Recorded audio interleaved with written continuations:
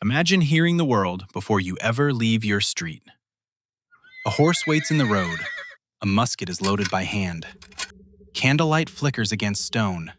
And somewhere else, a war begins. A market collapses. A city erupts. All of it known instantly. Not because the world moved faster, but because information did. This is a record of a world where the internet arrived before electricity. This world did not move quickly. It traveled at the speed of horses, wind, and muscle. News crossed continents by ship. Mistakes faded before distant ears ever heard them. Distance protected people from immediacy. Delay softened consequence. Then the internet arrived. Not gradually, not with ceremony. It simply existed. Instant global connection in a world still lit by candlelight. Nothing else advanced. A wagon rolled along a dirt road. The horse slowed on familiar inclines. The driver adjusted the reins, listening. Not to the road, but to live prices from ports he would never see. He still traveled for days, but he already knew the outcome. Arrival was no longer discovery.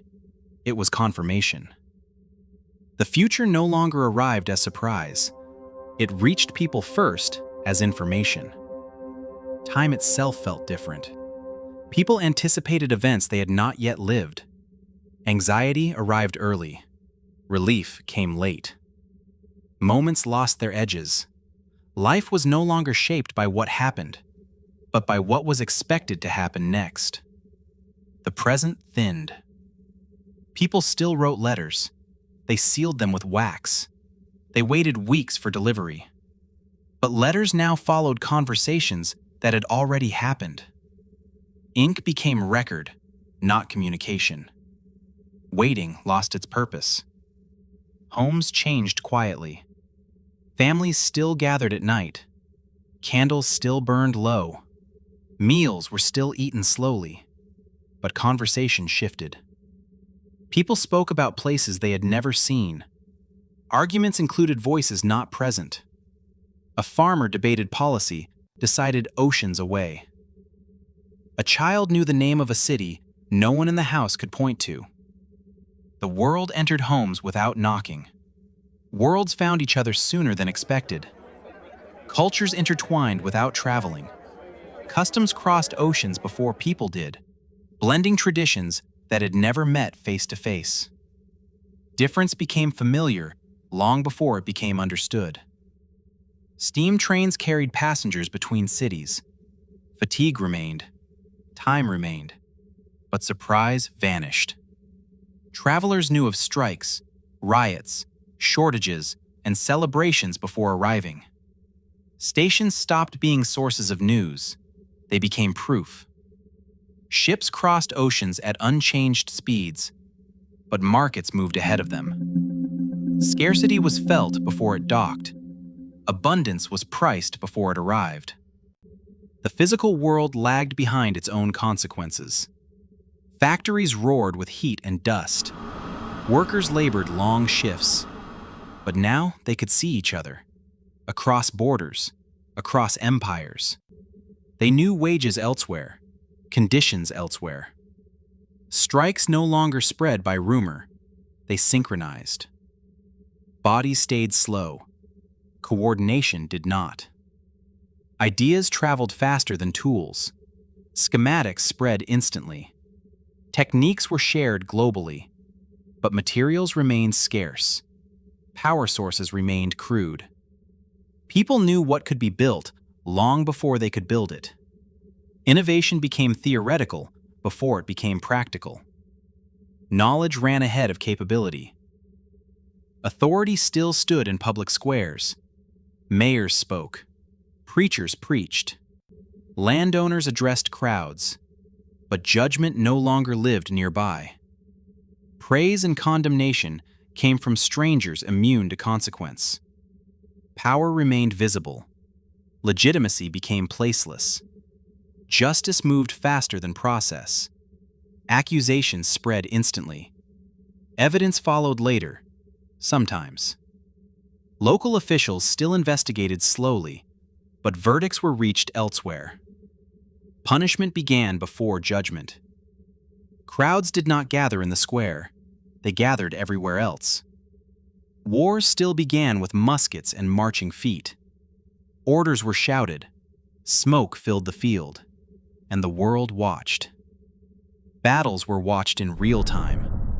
Decisions were analyzed while the wounded still lay where they fell. War did not become bloodier. It became observed. Reputation detached from geography. A town could be judged before it spoke.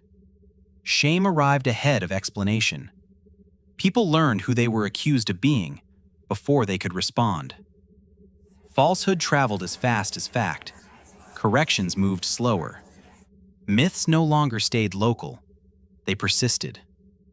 The world learned, too early, how difficult it is to undo a story. Courtship still began quietly. Glances, letters, careful meetings. But intimacy now existed beside commentary. Love remained private. Opinion did not. Grief still came suddenly. A household changed forever. But mourning no longer stayed inside walls. Condolences arrived instantly. Sometimes, judgment followed. Healing could not keep pace. Nothing modernized, no electric streets, no new machines, only information moved differently.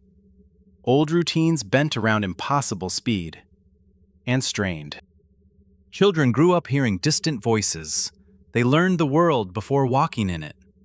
Nothing felt far away. Everything felt unreachable. Governments drafted laws slowly. Public reaction arrived instantly. Power responded to outcomes it had not yet caused. Delay, the world's old stabilizer, was gone. Over generations, this world adapted, not culturally, infrastructurally. Speed became the priority, latency the enemy. Every century reduced delay further. What began as instant grew insufficient. By the present era, information moved at speeds our world still struggles to achieve.